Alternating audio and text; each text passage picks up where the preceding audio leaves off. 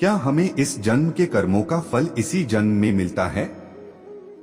यदि हाँ, तो पूर्व जन्म के कर्मों के फल का क्या होता है और पूर्व जन्म के कर्मों का फल किसे और कब मिलता है? नमस्कार दोस्तों, आपका हमारे अकेला दांव मोटिवेशनल यूट्यूब चैनल पर स्वागत है। आजकल के लड़के बाइक लेके मंदिर के सामने सर झुकाकर ऐसे निकलते हैं कि भगवान प्रेजेंटी बुक लेके खिड़की में बैठे हैं। व्यक्ति के जीवन में उसके कर्म और परिणाम उसकी गतिविधियों के अनुसार होते हैं। हमारा पिछला जन्म कब, कहां और कैसे हुआ था, यह शायद ही कोई जानता है। क्योंकि जब इंसान का जन्म होता है तो वह शिशु रूप में होता है और जब वह बड़ा होता है तो वह संसार के मोहमाया के जाल में फंस जाता है। उसके कर्मों का फल उसके कर्मों में झलकता है। यदि यह जीवन के आधार पर होता है तो पुनर्जन्म क्या है और क्या हमारे कर्म जन्म से मृत्यु तक हमारा पीछा करते हैं? गीता में भगवान श्री कृष्ण ने अर्जुन को समझाया था कि लोगों को हमेशा उनके कर्मों का फल मिलता है। आपको एहसास हो गया होगा कि बुरे लोग सदैव बुरे कर्म करते हैं, फिर भी वे जीवन में सुखी और समृद्ध रहते हैं, जबकि अच्छे लोग जीवन भर अच्छे कर्म करते हैं, फिर भी उन्हें अपमान और दुहक ही मिलता है। अक्सर लोगों के मन में यह सवाल रहता है कि जो लोग अच्छे कर्म करते हैं, जो अच्छे कर्म करते हैं वे परेशान रहते हैं, जो बुरे कर्म करते हैं वे सुख से रहते हैं। जो लोग अच्छे कर्म करते हैं वे इस बात से परेशान रहते हैं कि उन्हें इतनी परीक्षाओं से क्यों गुजरना पड़ता है, जबकि जो लोग अधर्म के मार्ग पर हैं वे खुश हैं और जीवन का आनंद ले रहे हैं। अक्सर लोग सोचते हैं कि अच्छाई के लिए अब समय नहीं है। अगर आपके मन में ये सवाल आया है तो आज आपको इसका जवाब सुनना चाहिए। ये उत्तर वही है जो भागवत गीता में लिखा है और श्री कृष्ण ने अर्जुन को दिया था। गीता में वर्णित कथा के अनुसार अर्जुन के मन में जब भी कोई दुविधा होती थी तो वे श्री कृष्ण के पास जाते थे। एक बार की बात है, अर्जुन भगवान श्री कृष्ण के पास आए और कहा कि वह दुविधा में है और इसका उत्तर श्री कृष्ण है। श्री कृष्ण ने पूछा कि प्रश्न क्या है? अर्जुन ने कहा, मैं जानना चाहता हूँ कि अच्छे लोगों के साथ हमेशा बुरा क्यों होता है जबकि बुरे लोग खुश दिखते हैं। अर्जुन के मुंह से ऐसी बातें सुनकर श्री कृष्ण मुस्कुराए और बोले, एक इंसान की तरह सोचो। कान्हा ने अर्जुन से कहा, हे पार्थ, मैं तुम्हें एक कहानी सुनाता हूँ। मैं आपको जो बता रहा हूँ उसे सुनने के बाद आप समझ जाएंगे कि हर प्राणी को उसके कर्मों के अनुसार ही फल मिलता है। प्रकृति हर किसी को अपना रास्ता चुनने का मौका देती है। अब यह मनुष्य की इच्छा पर निर्भर करता है कि उसे धर्म का मार्ग अपनाना है या अधर्म का। कहानी शुरू करते हुए श्री कृष्ण ने कहा कि एक शहर में दो आदमी रहते थे। एक आदमी व्यापारी था जिसके जीवन में धर्म का बहुत महत्व था। वह पूजा पाठ में विश्वास रखता था। वह हर दिन मंदिर भी जाता था और दान पुण्य करता था, और जहाँ एक आदमी हर दिन भगवान की पूजा करता था वहीं दूसरा आदमी इसके बिल्कुल विपरीत था। वह रोज मंदिर जाता था, लेकिन पूजा करने नहीं बल्कि मंदिर के बाहर से जूते चप्पल चुराने जाता था। उन्हें दान धर्म से कोई लेना देना नहीं था। समय बीतता गया और एक दिन भारी बारिश हुई। ऐसा इसलिए हो रहा था क्योंकि मंदिर में पुजारी के अलावा कोई नहीं था। जब यह बात दूसरे आदमी को पता चली तो उसने कहा कि मंदिर का धन चुराने का यही सही मौका है। पंडित की नजर बचाकर उसने उसी समय मंदिर का सारा धन चुरा लिया। भगवान में आस्था रखने वाला एक व्यक्ति भी मंदिर पहुंचा। दुर्भाग्यवश मंदिर के पुजारी ने उसे चोर समझ लिया और चिल्लाने लगा। वहां लोग इकट्ठा हो गए और उसे बुरी तरह पीटा। किसी तरह वह वहां से भागने में कामयाब रहा और दुर्भाग्य ने वहां भी उसका पीछा नहीं छोड़ा। बाहर वह एक कार से टकराकर घायल हो गया। फिर व्यापारी लंगड़ाते हुए घर जाने लगा। रास्ते में उसकी मुलाकात उस आदमी से हुई जिसने मंदिर से पैसे चुराए थे। उन्होंने कहा, आज मेरी किस्मत चमक गई, मुझे एक साथ इतने सारे पैसे मिल गए। यह सब देखकर उसे बहुत बुरा लगा और उसने अपने घर से भगवान की सभी तस्वीरें हटा दी। कुछ वर्षों के बाद दोनों व्यक्तियों की मृत्यु हो गई। उनकी मृत्यु के बाद जब वे दोनों यमराज की सभा में पहुँचे और उस अच्छे आदमी ने दूसरे आदमी को देखा तो वह बहुत क्रोधित हो गया और उसने यमराज से पूछा, मैंने हमेशा अच्छे कर्म किए, दान में विश्वास किया, बदले में मुझे केवल इतना ही मिला। जीवन भर अपमान और पीड़ा और इस व्यक्ति को नोटों से भरा बंडल मिला, ऐसा भेदभाव क्यों? इस पर यमराज ने कहा, बेटा तुमने गलत समझा है। जिस दिन आपको कार ने टक्कर मारी वह आपके जीवन का आखिरी दिन था, लेकिन आपके अच्छे कर्मों के कारण आपकी मृत्यु महज एक छोटी सी चोट बनकर रह गई। आप इस दुष्ट व्यक्ति के बारे में जानना चाहते हैं? दरअसल इसकी किस्मत में एक रहस्य है। योग तो था, लेकिन अपने बुरे कर्मों और अधर्म के कारण वह धन की एक छोटी सी पोटली बनकर रह गया। कहानी सुनाने के बाद श्री कृष्ण अर्जुन से कहते हैं, पार्थ क्या अब तुम्हें तुम्हारे प्रश्न का उत्तर मिल गया है? क्या आपको लगता है कि ईश्वर आपके कर्मों को नजरअंदाज करता है? यह बिल्कुल भी सत्य नहीं है कि ईश्वर हमें कब और किस रूप में बोध दे रहा है। लेकिन अगर आप अच्छे कर्म करते रहते हैं तो भगवान की कृपा हमेशा बनी रहती है। इसलिए अपने अच्छे कर्मों को बदलना नहीं चाहिए, क्योंकि उनका फल हमें इसी जीवन में मिलता है। इसलिए मनुष्य का कर्तव्य है कि वह हमेशा अच्छे कर्म करते रहे, क्योंकि श्री कृष्ण गीता में भी कहा गया है कि किसी का भी किया हुआ काम बेकार नहीं जाता, चाहे वह अच्छा हो या बुरा। दोस्तों, हम जैसा कर्म करते हैं उसी के अनुसार हमें फल मिलता है। यदि हमने अच्छे कर्म किए हैं तो हमें उसका फल भी अच्छा मिलता है, और अगर हमने बुरे कर्म किए हैं तो उसका फल भी हमें बुरा ही मिलता है। अगर हमारे साथ कुछ बुरा होता था तो पहले लोग कहते थे कि इसने पिछले जन्म में कुछ बुरा किया होगा, इसीलिए इस जन्म में इसके साथ ऐसा हुआ। लेकिन अगर हम आज के समय की बात करें तो हम कहते हैं, इस युग में भी अपने कर्मों का हिसाब चुकाने के लिए पहले भगवान सभी के कर्मों का हिसाब किताब नोट और पेन से करते थे। इसलिए पिछले जन्म का हिसाब किताब इसी जन्म में करते थे। लेकिन आज इंटरनेट का जमाना है, इसलिए भगवान भी लैपटॉप का इस्तेमाल करते हैं। हम साथ बैठते हैं और सबके कर्मों का हिसाब इसी जन्म में हो जाता है। यह कहानी भी कर्म के बारे में है। हमारे कर्म जैसे होंगे हमें वैसा ही फल मिलेगा। एक छोटे से गांव में एक लड़का रहता था। वह लड़का बहुत गरीब परिवार से था। वह अपनी स्कूल की पढ़ाई करते थे और स्कूल के बाद वह घर घर जाकर लोगों को सामान बेचते थे। इस तरह घर घर सामान बेचकर जो भी पैसे मिलते थे उससे वह अपनी स्कूल की फीस भरते थे। हर दिन की तरह एक दिन मैं स्कूल के बाद दोपहर को सामान बेचने निकला। वह बहुत भूखा था। उसने निर्णय लिया कि अब से मैं जिस भी घर में सामान बेचने जाऊंगा उस घर से खाना नहीं मांगूंगा। उस घर से एक लड़की निकलती है और दरवाजा खोलती है। लड़का उससे पानी मांगता है। लड़की देखती है कि लड़का बहुत थका हुआ है। लड़की अंदर जाकर सोचती है कि यह बेचारा लड़का जाने कब से इधर उधर सामान बेचता होगा, शायद भूखा होगा।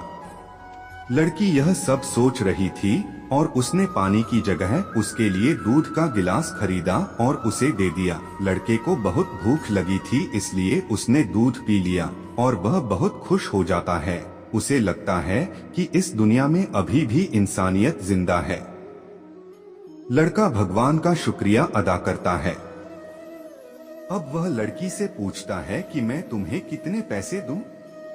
दूध देने वाली लड़की बोली, मैं तुमसे कोई पैसा नहीं लेना चाहती। माँ हमेशा मुझसे कहती हैं कि हमें दूसरों की मदद करनी चाहिए। लड़के ने कहा कि तुम्हें इस सामान में से कुछ लेना होगा। लड़की ने कहा कि आप कुछ मत दीजिए, मैं कुछ भी नहीं लेना चाहता। जाते समय लड़के ने कहा कि मैं आपको तहे दिल से धन्यवाद देता हूँ। मैं चाहता हूँ क्योंकि आपने मेरी मदद की। इतना कहकर लड़का वहाँ से चला जाता है। कुछ समय बाद इस लड़के ने अपनी स्कूल और कॉलेज की पढ़ाई पूरी की और वह एक अच्छा डॉक्टर बन गया। यह लड़का अब एक शहर के अच्छे अस्पताल में डॉक्टर है। इधर इस लड़की के परिवार की आर्थिक स्थिति दिन ब दिन खराब होती जा रही थी। एक दिन ऐसा हुआ कि यह लड़की बहुत बीमार हो गई। लड़की को उसके परिवार वाले उसी हॉस्पिटल में ले गए जहां ये लड़का डॉक्टर था। वो लड़का इस लड़की की हालत ऐसी थी। एक मामला ऐसा आता है जब कोई लड़का किसी लड़की का पता देखता है और तब उसे पता चलता है कि यह वही पता है जहां मैं अपने स्कूल के दिनों में सामान बेचने जाता था। अब उस लड़की को देखकर लड़के को याद आया कि यह वही लड़की है जिसने भूख लगने पर मेरी मदद की थी और मुझे पीने के लिए दूध दिया था। लड़का उस लड़की के साथ अच्छा व्यवहार करता है और उसकी टीम को भी उसके इलाज में कोई कसर नहीं छोड़नी चाहिए। उनका कहना है कि लड़की ठीक हो जाएगी, अब मेरी बारी है। जैसे ही वह बच्ची का अस्पताल का बिल चुकाने के लिए तैयार हुई तो वह मन ही मन कह रही थी कि पता नहीं बिल कितना आएगा। वह बहुत चिंतित थी क्योंकि उसके परिवार की आर्थिक स्थिति इतनी अच्छी नहीं थी कि वे इलाज का बिल चुका सकें। जैसे ही लड़की ने बिल चुकाया, उसने जैसे ही लिफाफा हाथ में लिया तो उसने देखा कि उसमें उसके द्वारा किए गए सभी उपचार लिखे हुए थे और साथ में एक छोटी सी पर्ची भी थी। उस पर्ची में लिखा था कि आपने कई साल पहले इलाज का बिल 1 गिलास दूध से चुकाया था। तभी डॉक्टर वहां पहुंच जाता है और यह लड़की उसे पहचान लेती है और उससे कहती है कि बहुत बहुत धन्यवाद दोस्तों, अगर आप कुछ अच्छा करेंगे तो अच्छाई आपके पास जरूर लौटेगी। हमें अक्सर हमारे कर्मों के अनुसार फल मिलता है, जैसे कि हमारे कर्म जो भी हों, हमें अपने कर्मों का फल मिलता है। श्रीमद् भागवत गीता में योगीराज श्री कृष्ण महाराज ने संदेश दिया है कि व्यक्ति को अपने द्वारा किए गए सभी शुभ कर्मों का फल भोगना ही पड़ता है। व्यक्ति अपने जीवन में जैसे कर्म करता है, जैसा वह करता है वैसा ही उसका जीवन बनता रहता है। लेकिन ईश्वर ने मनुष्य को केवल कर्म करने की स्वतंत्रता दी है। उसके कर्मों के फल की एक व्यवस्था है। आप भगवान के अधीन हैं। आप जैसा कर्म करेंगे आपको वैसा ही फल मिलेगा। यह निश्चित है क्योंकि भगवान न्यायकारी हैं। भगवान मनुष्य के हर कर्म को जानते हैं। भगवान के आगे किसी की सिफारिश नहीं चलती। भगवान को कोई रिश्वत नहीं दे सकता। इसलिए ईश्वर को पूर्ण न्यायाधीश कहा गया है। ईश्वर की अटल न्याय व्यवस्था से न अब तक कोई बच पाया है और न भविष्य में बचेगा। इसलिए जो व्यक्ति अच्छे कर्म करता है वह निडर रहता है और जो व्यक्ति बुरे कर्म करता है वह हर समय डरा रहता है। अब प्रश्न यह है कि हमें अपने कर्मों का फल क्यों भुगतना पड़ता है? क्या इसे टाला नहीं जा सकता? दोस्तों, भगवत गीता के अनुसार हम अपने कर्मों के परिणामों से बिल्कुल भी नहीं बच सकते। हम चाहे कितनी भी चालें चल लें, चाहे हम कितने ही होशियार क्यों न हो जाएं, बेशक हम पूरी दुनिया की आंखों में धूल झोंकते हैं, बेशक आप इस मामले को जानने में सक्षम नहीं हो सकते हैं। निसंदेह हम सब हमारे कार्यों से अनजान रहते हैं। दुनिया सब कुछ भूल सकती है, लेकिन हमारे कर्मों का परिणाम परछाई की तरह लगातार चुप रहता है। अदृश्य शांत मन हमारे साथ चलता है। दोस्तों, हमारे कर्मों का फल कभी भी टाला नहीं जा सकता। इससे बचना हमारी शक्ति में है। कई बार हमारे चालान हो जाते हैं, कुछ चोरी हो जाता है, दुर्घटनाएं होती रहती हैं, पैसा खो जाता है। जिस तरह बुराई का नतीजा बुरा होता है, उसी तरह अच्छाई का नतीजा भी अच्छा होता है। यह परिणाम हमें कभी भी, कहीं भी, किसी भी रूप में मिलता है। हमें केवल और केवल एक ही स्तर पर कष्ट भोगना पड़ेगा। इसे टाला जा सकता है, वास्तव में यह टलेगा नहीं, परंतु इसका कष्ट अवश्य कम किया जा सकता है। अर्थात यदि हम अपनी गलतियों को स्वीकार कर भगवान की शरण में जाएं, समर्पण करें, हम स्वयं और अच्छे कर्म करें। अगर हम ऐसा करना शुरू कर दें, तभी हम अपने गलत कर्मों से होने वाले दर्द से बच सकते हैं, बशर्ते ईश्वर हमें माफ कर दे। हमें अपने किए गए मजबूत कर्मों का फल इसी जन्म में मिले। शेष छोटे छोटे प्रत्यक्ष अप्रत्यक्ष अच्छे बुरे कर्म हमारे कर्म हैं। वे कर्मों के संचित कोश में एकत्रित होते रहते हैं, जो हमारे प्रारब्ध के फलस्वरूप हमारी आत्मा को विभिन्न 84 लाख योनियों में ले जाते हैं।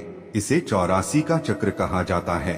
कुल मिलाकर यह कहा जा सकता है कि कर्मों का फल कई जन्मों तक हमारा पीछा नहीं छोड़ता। इसलिए अपने जीवन को कर्म के सिद्धांत के अनुसार ढालें और अपने कर्मों पर कड़ी नजर रखें और ध्यान रखें कि कर्म वाचा मनसा कर्मणा इन 3 मार्गों से संपन्न होते हैं। इसका मतलब यह है कि किसी के बारे में गलत या कटु वचन नहीं बोलना चाहिए। अपने बारे में बुरा मत सोचो, प्रत्यक्ष या परोक्ष रूप से किसी का बुरा मत करो। यदि आप इन 3 नियमों का पालन करेंगे तो यह निश्चित है कि आप उत्तरोत्तर प्रगति करेंगे और जन्म जन्मांतर तक कुलीन कुल तथा अच्छी परिस्थितियों में रहेंगे। तुम्हारी आत्मा निचली अवस्था में गिर जाएगी। यह रुकेगा बशर्ते कि आप अपने अहंकार के कारण किसी भी जन्म में दोबारा उपरोक्त नियमों का उल्लंघन न करें। इस खतरे से बचने का एक ही उपाय है कि आप अपनी जीवन ऊर्जा को अकर्मण्यता के अभ्यास में खर्च करें। अकर्मण्यता के अभ्यास का अर्थ ध्यान के माध्यम से स्वयं को सुधारना है। मन से परे चेतना स्थापित करके अहंकार रहित रहें और प्रत्येक कार्य निस्वार्थ भाव से करें। इसे आप इस तरह भी समझ सकते हैं कि मन से किए गए कार्य का फल उसी प्रकार होता है जैसे आपकी परछाई आपके साथ होती है। इस प्रकार हम उन कार्यों के परिणामों से बच नहीं सकते, लेकिन जिस प्रकार प्रकाश के ठीक नीचे खड़े होने पर हमारी छाया नहीं बनती, उसी प्रकार मन से परे रहकर आत्मा के प्रकाश में किए गए कार्य भी नहीं बनते, अपने परिणाम देने में अधिक समय तक सक्षम रहते हैं। महाभारत युद्ध के बाद जब श्री कृष्ण पितामह भीष्म से मिलने आए तो भीष्म ने श्री कृष्ण से पूछा, हे केशव, मुझे इतना कष्ट क्यों हो रहा है? तब श्री कृष्ण ने बताया कि दादाजी, आप पिछले जन्म में एक राजा थे। आप कहीं जा रहे थे और रास्ते में एक सांप था। आपने उसे मरा हुआ समझकर अपने बाण से उठाकर दूर फेंक दिया और सांप कंटीली झाड़ियों में जा गिरा। उसके कांटे सांप के शरीर में बुरी तरह चुभ रहे थे। सांप ने तुम्हें बहुत आशीर्वाद दिया था, कांटों की पीड़ा का फल तुम्हें मिल रहा है। दोस्तों, इस घटना से यह भी सिद्ध होता है कि पिछले जन्म के कर्मों का फल व्यक्ति को अवश्य ही भोगना पड़ता है। दोस्तों, अब सवाल यह है कि क्या इन कर्मों से छुटकारा पाने का कोई उपाय है? क्या इसके लिए कोई समाधान है?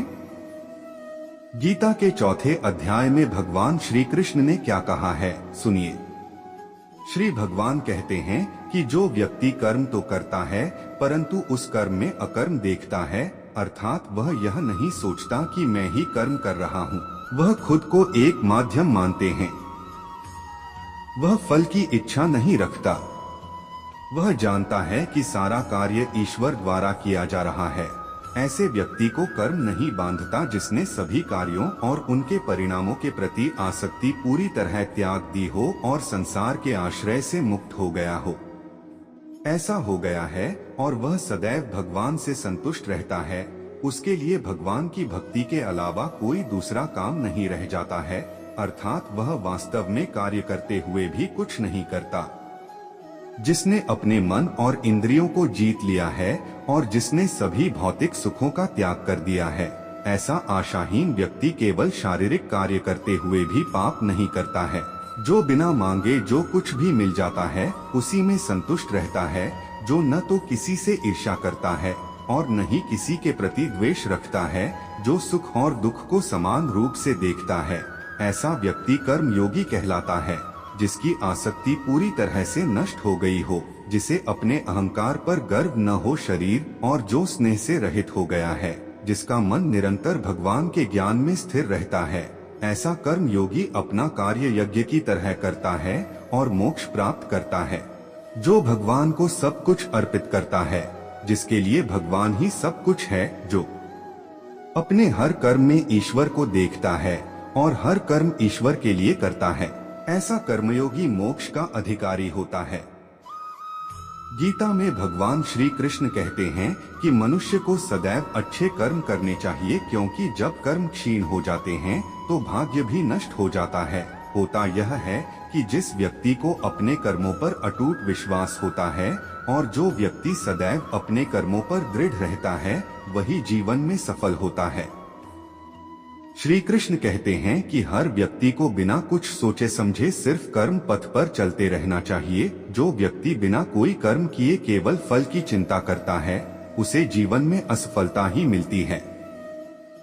श्री कृष्ण के अनुसार परिस्थितियां चाहे कितनी भी खराब क्यों न हो, वे हमेशा एक जैसी नहीं रहती, बदलती जरूर हैं। इसलिए व्यक्ति को बहुत धैर्य और साहस रखना चाहिए, काम करना चाहिए। श्री कृष्ण कहते हैं कि भगवान कभी किसी व्यक्ति के साथ अन्याय नहीं करते। वह उसे वही देता है जिसका वह हकदार होता है। भगवान कहते हैं, कर्म करो लेकिन फल की इच्छा मत करो। इस दुनिया में किसी भी इंसान को कभी भी शर्म महसूस नहीं होती है। यहाँ तक कि एक साधारण व्यक्ति भी कर्म किए बिना नहीं रह सकता, क्योंकि संपूर्ण मानव समुदाय का जन्म ही कर्म करने के लिए हुआ है। कोई भी व्यक्ति कर्म किए बिना नहीं रह सकता। जो मनुष्य सभी इंद्रियों को वश में करके आसक्ति रहित होकर कर्म करता है, वही श्रेष्ठ है, अर्थात कर्मयोगी है। कर्म का मार्ग दिखाते हुए श्री कृष्ण कहते हैं कि कर्म न करने से कर्म करना श्रेष्ठ है, और कर्म न करने से मनुष्य का भौतिक गुजारा नहीं होता। अर्थात मनुष्य को केवल अपने कर्तव्य का पालन करना चाहिए, क्योंकि कर्म न करने से मनुष्य का जन्म भी होता है, इंसान बेकार हो जाता है। भगवान कहते हैं, कर्म को यज्ञ समझकर करो। जिस प्रकार यज्ञ समाज और लोगों के कल्याण के लिए किया जाता है, उसी प्रकार तुम्हें भी अपने कर्म को यज्ञ अर्थात कर्तव्य समझकर करना चाहिए। इस परंपरा का पालन मनुष्य करते हैं। जो प्रकृति के नियमों का पालन नहीं करता, अर्थात जो अपने कर्तव्य का पालन नहीं करता, वह पापी मनुष्य है। जो इंद्रियों के द्वारा सुख भोगता है और व्यर्थ जीवन जीता है, परंतु जो मनुष्य आत्मा में रमण करता है, वह आत्मा में ही संतुष्ट रहता है और आत्मा में ही संतुष्ट है। उसके लिए कोई कर्तव्य नहीं है। आत्मा का अर्थ है मलबा, यही सबसे बड़ा सत्य है। और जो सत्य को समझता है, सत्य में प्रसन्न रहता है और सत्य में रहता है, उसके लिए कोई कर्तव्य नहीं है। लेकिन ऐसा व्यक्ति लाखों में एक होता है और करोड़ों